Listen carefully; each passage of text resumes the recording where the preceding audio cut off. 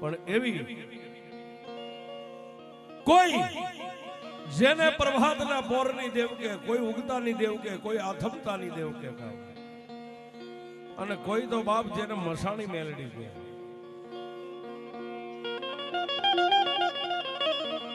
પણ એક દી નાના એવા પંખીના માળા જેવા ગામની માલબા સાહેબ જેનું કોઈ ન હોય એની મેલડી હોય છે.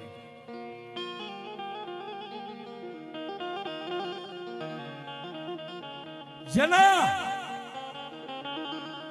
કરમ ભાગલાની માલબા ત્રિલોકના નાથે કોઈ દી સુખ નથી આપ્યું છે.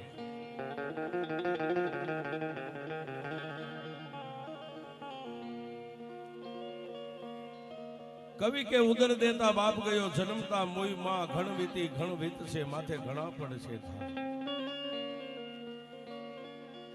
ગામડા ગામની માલબા એકનો એક સાહેબ દીકરો છે જેના માં ને બાપ આલોક છોડીને પરલોકની માલબા આવી ગયા છે. પણ દુઃખ કેવું, કાકા નથી, કુટુંબ નથી, મામા મોહાણ કોઈ નથી.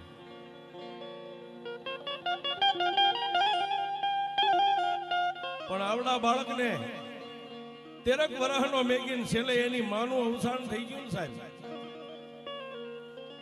કવિ કે મીઠા મધુ ને મીઠા મેહુલા, ઈથી મીઠી છે મારી માં, જનનીની જોડ સખી નહીં મળે. સાહેબ ગાંડી ગેલી માઈ માં છે, બીજા વગડાના વા છે.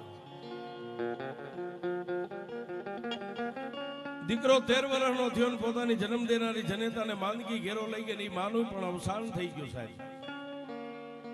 પણ દીકરાની માથે દુઃખ ઈ છે, દીકરો બે આંખે સુરદાસ છે સાહેબ, કઈ ફાળતો નથી.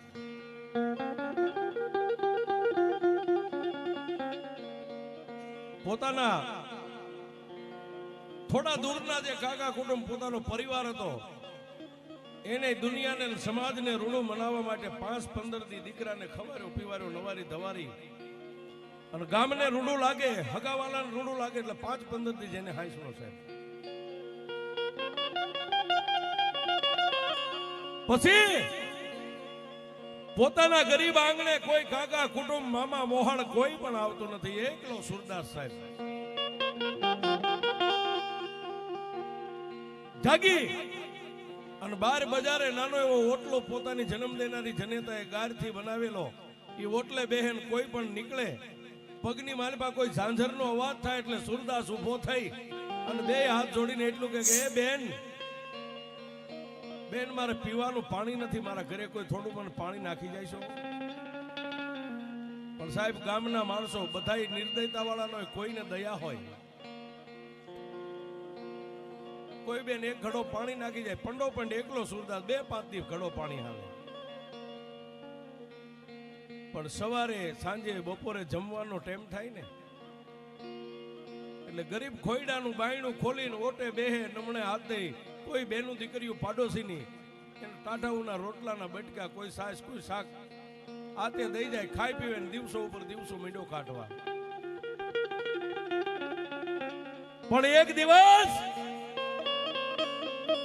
પ્રભાતનો પોર છે, રાજા કરણની વેળા થઈ, હુરજ નારાયણ ઉગ્યાના હમાનામાં થયા. સુરદાસ બહાર આવીને ઓટે બેઠો છે, પણ હાથની માલમાં લાકડી છે. કોઈ પણ માળા નીકળે એટલે લાકડી આમ લાંબી કરીને એમ કે ભાઈ તમે ક્યાં જાવ છો? પણ સાહેબ મારી મેલડીને વાત રાખવી, માં મેલડીને વાત વધારવી. ગામનો માતાજીનો બાનાધારી ભૂવો નીકળ્યો એટલે આમ પગનો પગરખાનો અવાજ આવ્યો એટલે સુરદાસે લાકડી આમ પકડી અને આમ લાકડી કરીને એટલું કીધું, કોણ છો ભાઈ? એટલે ગામનો જે બાનાધારી માતાજીનું જેની માથે બાનું છે, હવા વેતની જેની માથે ચોટલી છે, હાથે કાકડ માયધું છે,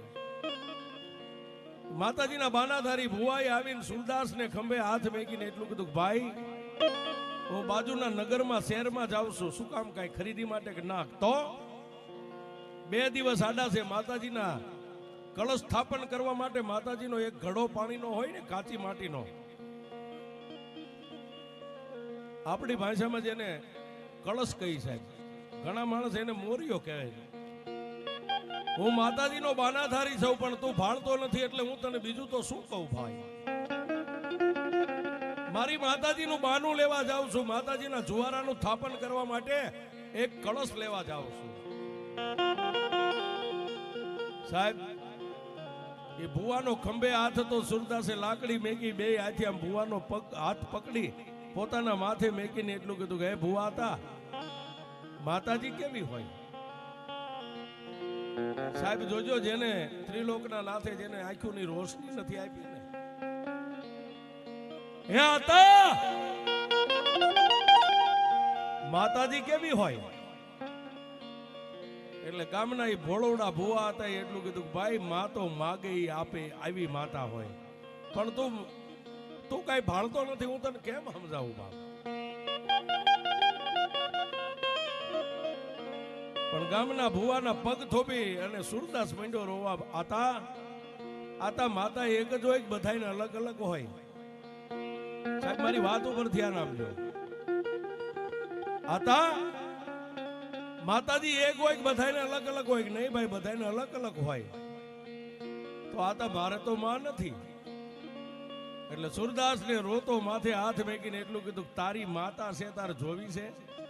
પણ આતા હું જોઈ તો હકતો નથી, મને દેખાય છે તો નહીં કેવી માં હોય છે. દેખાય નહીં તો કાંઈ નહીં, પણ તારી માં કેવડી છે હાલ હું તને દેખાડો.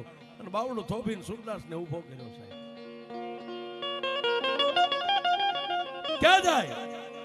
સુરદાસ ના ડેલી માંથી ફળિયામાં, અને ફળિયાની બાજુમાં, ઘરની બાજુમાં નાની એવી ખંચાળી, એની પાછળ વાડો, અને વાડાની માલપા ધોડીના ધડીમલે મારી લોઢાના દાંત વાળી મેલડી બેઠી હતી. ત્યાં લાવ્યા.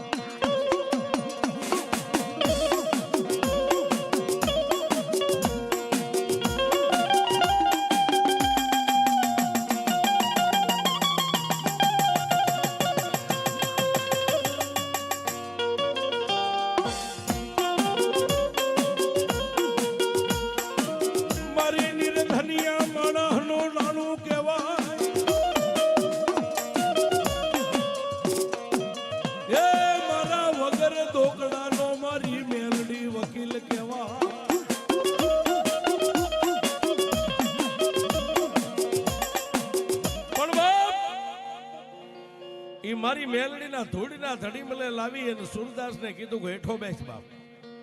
સુરદાસના બે હાથ પકડીને નાનો એવો ધડીમલો હતો ને, એની માથે સુરદાસને કીધું કે હવે હાથ ફેરવી જો, તારી માં આવડી છે, અહીં બેઠી છે. ત્યાં તો સુરદાસ ધૂળના ધડીમલાને બથ ભરીને રોવા માંડી ગયો. હે મારા બાપની માં, તું તો મારી ગઈઠી માં કહેવાય, પણ માં મને આંખોની રોશની ત્રિલોકના નાથે નથી આપી. હું તને ખાલી આમ આકાર વિકાર જોઈ શકું કે મારી માં આવડી છે, પણ હું નજરે તો તને જોઈ નહીં શકું કે મારી માં કેવડી છે. પણ સાહેબ, એ ગામના માતાજીનો બાનાધારી જે ભૂવો હતો, એને એટલું કીધું કે આતા માને શું ગમે, માને શું કરાય? કે ભાઈ માને અગરબત્તીથી ધૂપ દેવાય, માનો દીવો કરાય, પણ હોય તો કરાય, ન હોય તો બે હાથ જોડીને ઉભા રહ્યો એટલે માં માની લે. સાહેબ સુરદાસે ઉભા થઈને પોતાના ખિસ્સામાં હાથ નાખ્યા, હાથે હોહરવા જાય. સાહેબ નહીં માં, નહીં બાપ, નહીં કાકા, નહીં કુટુંબ.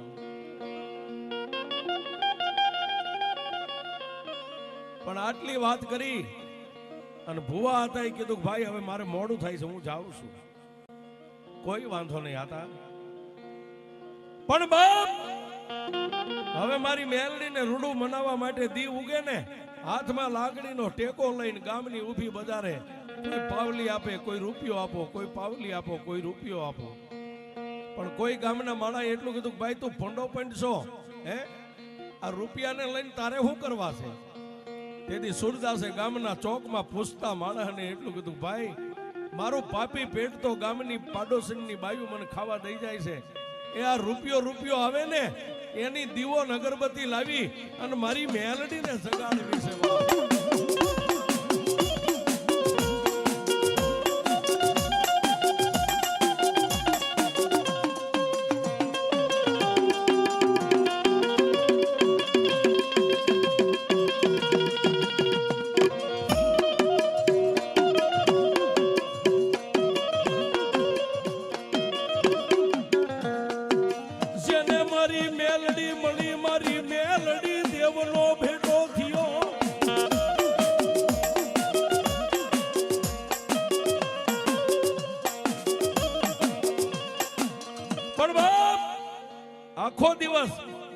ગામની માલપા કોઈ એને પાંચિયું આપે, દસિયું આપે, કોઈ બેન આપે, કોઈ પાવલી આપે. આખા ગામમાં આટો મારીને શોખમાં એક વાણિયાની દુકાને જઈને એમ કે શેઠ આનું જેટલું આવે ને એની અગરબત્તી દિવેલ આપો, મારે મારી મેલડીના ધૂપને દીવા કરવા છે. સાહેબ આપણને 2 પગ 2 હાથ 2 આંખો આપી છે, આપણે ટેમે નથી કરી શકતા. પણ આ સુરદાસનો કાયમનો કર્મ થઈ ગયો સાહેબ. પણ એક દી મારી મેલડીના ધૂળીના ધડીમલે માથું નાખીને હોતો છે ને રાતના 12-1ના ટકોરે પોતાના માવતર એની યાદ આવ્યા.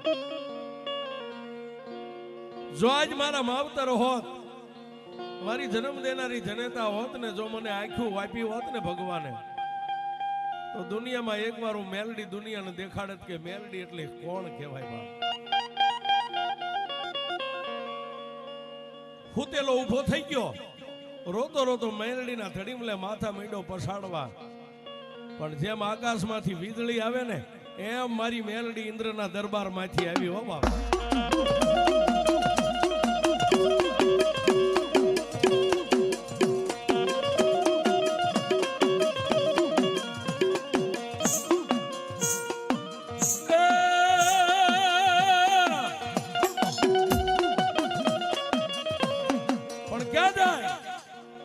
જ્યાં ઓલો સુરદાસ માથા પટકતો એનું મસ્તક પકડી અને મારી મેલડી એટલું કીધું કે રવા દે બાપ, મને હુતેલી નાગણીને ટકોરા ન મરાય, મને હુવા દે, રવા દે મને જગાડમાં. પણ સુરદાસે માનું હાથ બાવડું થોપીને એટલું કીધું કે બેન તમે કોણ છો? પણ ત્યારે મારી અંતરવરણી આકાશી વેદુ કાળનો કાળ મારી મેલડી એટલું બોલી કે બાપ હું તારી ગઈઠી માં છું. હે હું તારી ગઈઠી માં છું બાપ. મારી તમારું નામ, મારું નામ દઈશ તો તને બીક નહીં લાગે ને બાપ? મારી હવે મારે મોત ને કઈ જાજુ સેટું નથી, એમાં બીવાનું ક્યાં કામ છે બાપ? તેથી સુરદાસ ને મારી મેલડી આમ પોતાના ખોળામાં બેહારી માથે હાથ મેકી અને તેથી મેલડી એટલું બોલી કે બાપ હું આંધળાની આંખું બનું, વગર પૈસાનો વકીલ બનું અને નિર્ધનિયા ને ધન બનવું, એક આકાશી મેલડી સૌ બાપ. મેલડી સૌ એટલું કીધું ને ત્યાં માને જેમ જન્મ દેનારી જનેતાને બાળક બથ ભરે ને એમ સુરદાસ બથ ભરી ગયો. માડી આજ તો દુનિયાની માલિપા, આજ મારી આંધળાની ભક્તિ જો તારી પાસે મેલડી પાકી હોય તો મેલડી મને મળી હોય ને, મારી મારે કોઈનો આધાર નથી, તારી સિવાય કોઈનો આધાર નથી. માડી મને મેકીને મારા બાપની દેવી નો જાય. દુનિયાની માલિપા મેં માણાના ખૂબ મેણા ટોણા ખાતા છે, પણ સાહેબ તેથી મારી સુરદાસની ભક્તિની મેલડી એટલું બોલી કે બાપ દુનિયામાં અમે દેવીઓ કોઈની હારે રહી ન શકીએ, પણ જા તારી માથે હાથ મેકી અને મારા બાલુડા તારા સોગન ખાઈને હું મેલડી તારા વસને બંધાવશું. દિવસ ઉગે ને હાથમે ને હું આકાશમાંથી 3 વાર તને પૂછવા આવીશ બાપ.